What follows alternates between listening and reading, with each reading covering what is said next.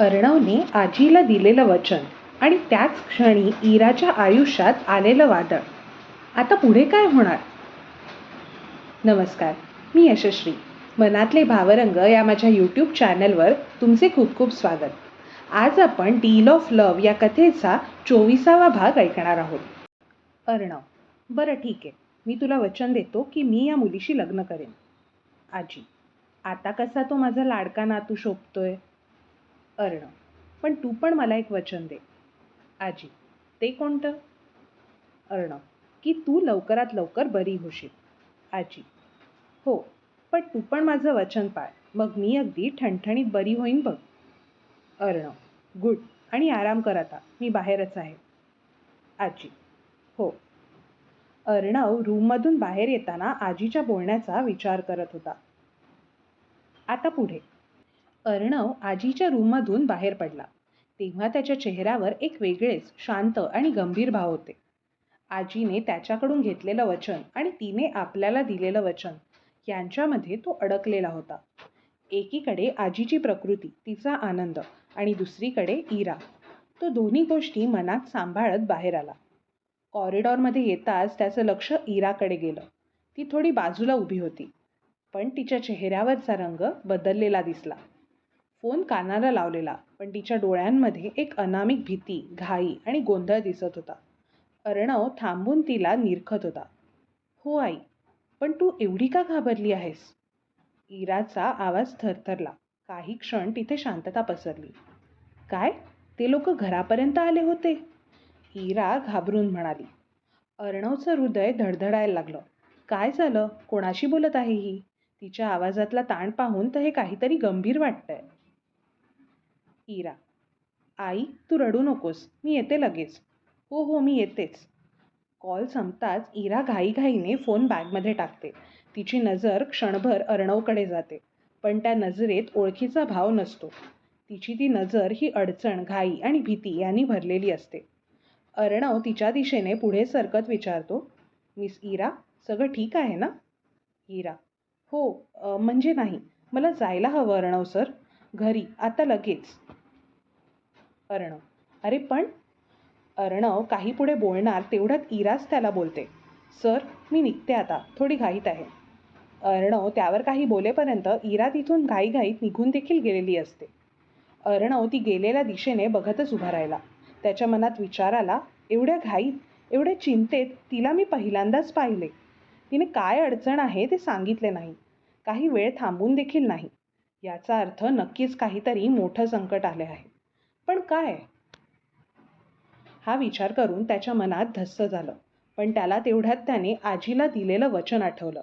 आज इरा, तिला काहीतरी झालं आहे, पण नक्की काय तेच तर कळत नाही आहे. हॉस्पिटलच्या गेटपासून बाहेर पडेपर्यंत इराच्या मनात फक्त एकच प्रश्न घुमत होता, आणि तो म्हणजे हे सगळं मी कसं सोडवणार आहे? रिक्षा वेगाने चालत होती, पण तिच्या विचारांच्या वेगापुढे ती कमी होती.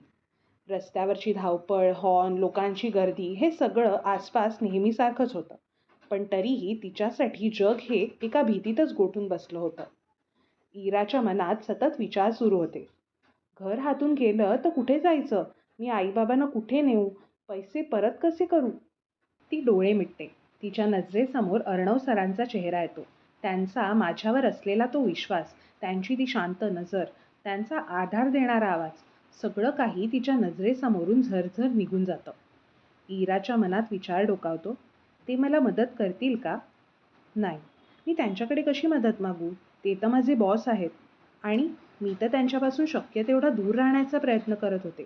मग आता अशी अचानक मदत मागणे, तेही एवढ्या मोठ्या माणसाकडे? नाही, नको, आपण काहीतरी दुसरा मार्ग शोधूया. असा विचार ती करते खरा, पण समोर दुसऱ्या मनाकडून अनुत्तरित असा आणखी एक प्रश्न विचारला जातो, आणि तो म्हणजे मार्ग शोधायचा तर आहे, पण तो कसा? तिला या अचानक आलेल्या परिस्थितीला कसे सामोरे जावे याबद्दल काहीच सुचत नव्हते. हे सर्व विचार करत करतच ती तिच्या घरी जाऊन पोहोचली. घरी पोहोचल्यावर तिला दरवाजा उघडल्यावर आई खुर्चीवर बसलेली दिसली. तिचे डोळे लाल झालेले, तिच्या चेहऱ्यावर भीतीची सावली अगदी स्पष्टपणे दिसत होती, आणि तिचे हात सतत थरथरत होते. आई, इरा तिच्याकडे धावून गेली. आईने तिला घट्ट मिठी मारली आणि तितक्याच जोरात रडू लागली. आई, इरा, अगं ते लोक येऊन धमकी देऊन गेले. म्हणाले की पैसे नाही दिले तर तुमचं घर गेलं समजा. बाहेर काढू आम्ही तुम्हाला. मी काय करू बाळा? तुझ्या बाबांनी घेतलेले पैसे, मला तर काही कळत नाही आहे. इरा आईला शांत करत तिच्या पाठीवर हात फिरवत म्हणाली, आई, तू काळजी करू नकोस. मी आहे ना, मी काहीतरी करेन. इरा म्हणत तर होती की मी काहीतरी करेन, पण तिच्या हातात देखील काहीच नव्हतं. आईचं रडणं थांबल्यावर इरा तिच्या खोलीत जाते. दार बंद करताच ती थकलेल्या शरीरासह बेडवर बसते. ती शून्यात नजर लावून बसलेली असते. तिच्या मनात सगळीकडे काळोख पसरल्यासारखे झालेले असते. इरा स्वतःशीच म्हणते, काय करणार इरा तू? काय उपाय आहे तुझ्याकडे? एका क्षणात तिला अर्णव सरांसोबत घालवलेले ते सुंदर क्षण आठवले. त्यांचे ते बोलणे, ती आजारी असताना त्यांनी तिची घेतलेली काळजी. ती स्वतःशीच म्हणते, असा माणूस माझ्या आयुष्यात असताना मदत मागणं चुकीचं आहे का? पण लगेच दुसरा विचार मनावर येऊन धडकतो. नाही, मी त्यांच्याकडे मदत कशी मागणार? मी तर फक्त त्यांच्यासोबत एका प्रोजेक्टवर काम करते, बाकी काही नाही. शिवाय मीही अशी मदत मागितल्यावर त्यांनी काही गैरसमज करून घेतला तर? आणि सर्वात महत्त्वाचं म्हणजे मी त्यांच्या चांगुलपणाचा फायदा घेते आहे असं त्यांना वाटलं तर?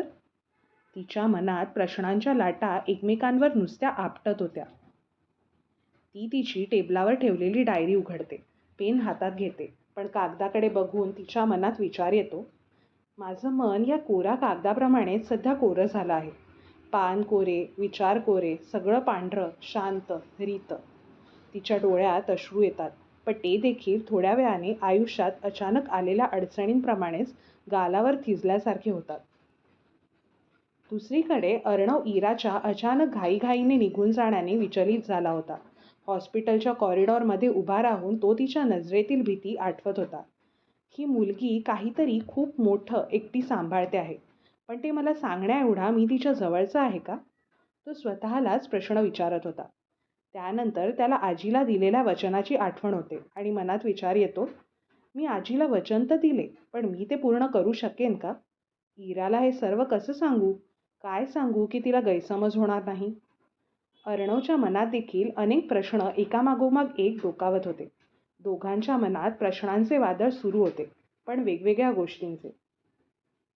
दोघांच्या मनातील वादळ वेगवेगळे असले तरी दोघांच्या मनातील प्रश्नांना एकच उत्तर असेल का? आणि उत्तर असेल तर ते कोणते? अर्णव आजीचे वचन पूर्ण करेल का? याबद्दल इराचे काय मत असेल? इरा तिच्या आयुष्यात अचानक आलेल्या अडचणीमधून बाहेर पडू शकेल का? त्यासाठी ती अर्णवची मदत घेईल का? याबद्दल जाणून घ्यायचे असेल तर कथेचा पुढचा भाग नक्की ऐका. तुमचीच यशस्वी. कथेचा हा व्हिडिओ तुम्हाला आवडला असेल तर माझ्या चॅनलला नक्की सबस्क्राईब करा. लवकरच पुढील भाग घेऊन येते आहे.